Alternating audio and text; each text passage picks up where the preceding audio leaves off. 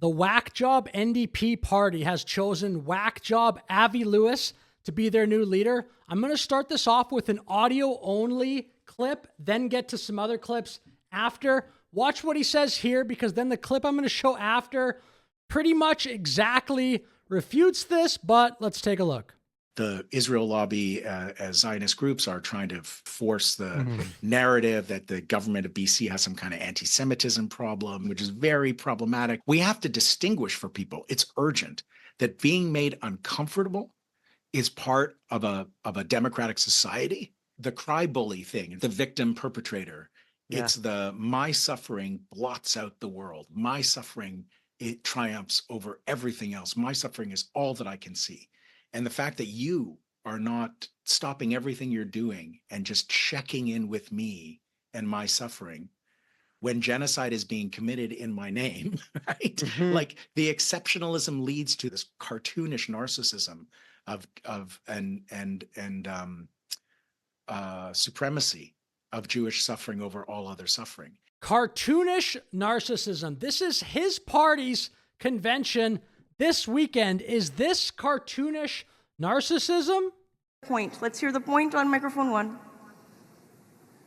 I'm sorry, just real quick, point of personal privilege. I understand there's very little time and for delegates to speak, but early on the mic, it's hard as a racialized and transgender delegate to sometimes use this card and speak to somebody in front of me in line and ask, hey, this pertains to multiple intersecting parts of my lived experience. I'd like to speak.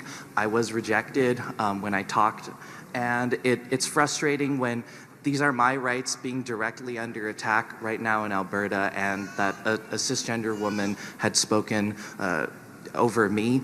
And I understand her rights are important too. This pertains to her too, but I don't know. I hope that in the future the federal NDP will also have a broader interpretation of the equity cards for speakers. That's all. Thank you. I will invite delegates to assist me in better using the card by forming a straight...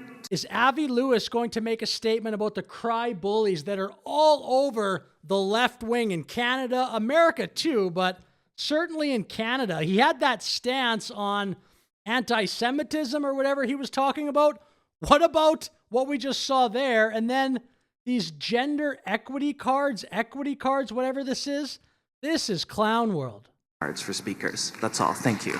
I will invite delegates to assist me in better using the card by forming a straight line behind the microphone with a prominently displayed equity card. Straight line? Excuse me? What about an LGBT line? With a prominently displayed equity card, if I see speakers ahead of you who are not holding a card prominently, it would be wrong of me to guess about their gender identity, and I will come to you. This applies so far, according to your rules, for gender identities other than a dude, but it is open to us to change our rules as we like as we move forward into the bright and golden future. Thank you, friends. Let's hear the balloting co-chairs. Okay, so gender equities other than a dude. If I was at this convention, I'm not even kidding. I mean, I would never be at something like this, but I would just say, I'm he, they then. Because as I understand these cards, it sounds like you can just cut in line if you put up a card. I guess you just get to cut in front of men. So I would just be like, well, I'm he, they then today.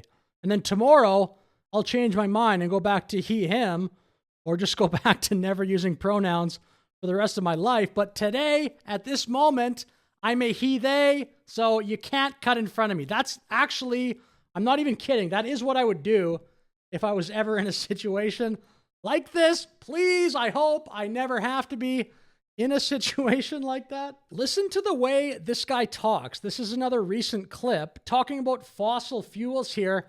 Dude, we live in Canada. We have to rely on fossil fuels for a huge part of our economy. That's probably the biggest mistake of all the Trudeau mistakes there are, is that he de-emphasized our fossil fuel industry. I know Trudeau made a ton of other mistakes in his career. There's no question, but I'd say number one was how much he dumped on Canada's most important industry, which is still fossil fuels and mineral extraction. but it is time for us to move beyond the boom and bust, destabilized cycle of fossil fuels, and everybody knows it. And do what? This week in the UK, they passed new rules that every new home build needs to have a heat pump and solar panels as a direct result to the oil shock that we are living right now. Countries around the world are moving to a safer, calmer, more secure, and more stable economy, which is one beyond oil and gas. Okay, watch what he says here. No one ever bombed a factory full of sunlight, JP. No one's ever gone to war over the wind. Groovy, dude. We need to have a more secure and stable future, and everyone on Earth knows what that looks like. The funny thing about this is Avi Lewis, I mean, they chose a white guy. After all the equity cards, I think she said gender identities other than a dude, they chose a white dude to lead their party. He won, by the way, by a lot. It was not particularly close. There was an indigenous woman in the race. There was another woman in the race, and I think two other white guys, but this guy here won by a ton. The other crazy part about this is he's talking about the fossil fuels. Okay, what is Canada then going to do for economic productivity? Because I think a lot of these guys, and they are, I'll play a clip, it sounds like Avi Lewis also has a problem with AI. So if Canada is not going to be a fossil fuel superpower, I don't know, maybe you'd think it can try to be a tech superpower and pursue the segment of tech, which is clearly at the frontier right now, AI. But Avi Lewis and a lot of these lefties seem to have a huge problem with AI. So what is Canada supposed to do for economic productivity? But honestly, maybe the NDP doesn't even care about that. The Prime Minister is very popular at the moment. He's a smart guy, and most Canadians still want to give him the benefit of the doubt. That's fair. But I think when you connect the dots, his moves do not add up to the vision that Canadians truly want and deserve in this perilous moment. $500 billion in a decade for weapons to make Canada a major arms exporter in a war-torn world. Slashing our cherished public services. Not sure which public services he's referring to, but since Trudeau won, the public sector workforce has grown way too much. Sweeping aside Indigenous rights. And then it pans to Wab Canoe there. I thought that was funny. Full steam ahead, no regulations on AI and pipelines. In the last federal election, Canadians voted to say no to Trump and Trumpism. What they're getting instead is our government following the U.S. into a future of wars, fossil fuels, austerity, and job-killing generative AI. So, dude, what are people supposed to do? The NDP is so clown world. A lot of the Liberal voters, I think, fell for the fear-mongering, the elbows up stuff. But, I mean, who's going to vote for NDP? They don't seem to like anything. Our NDP has a different offer for this country. Our plan is to Trump-proof the economy by investing massively in Canadian economic independence, using the unmatched power of public ownership to ensure the fundamentals of a good life. I'm not kidding, that sounds like communism. What does the NDP believe in? A network of public providers for food, phones, and internet. Food, phones, internet, against AI, against fossil fuels, and you want all that other stuff to be a public offering? I mean, again, at what point is this not just communism? A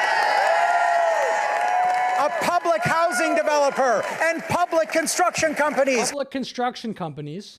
To build millions of non-market homes. Non-market homes. How is this going to work? Hasn't this been tried in Soviet Russia, the Soviet Union? A 21st century electrical grid, an EV bus revolution. EV bus revolution, EV buses that will not work, but let's waste a bunch of money. I think Canada already tried that. And a heat pump in every home, built with Canadian steel, creating tens of thousands of unionized jobs. So, I mean, that sounds like to me that the majority of the country is going to work for the government, build homes for each other, work for a cell phone company or a grocery store or an internet provider, and this is all going to be this public thing. At what point is Canada ever going to try to grow our economy? It's already in the tubes. I mean, the reason why Canada is struggling so hard, I would literally still say number one by far is because we have a flat economy. But I'm not even going to go into this talk because I know people at the NDP, I mean, they don't seem to care about that. Anyway, with that said, I'll finish my video. Thank you for watching. Like and subscribe. Have a great day.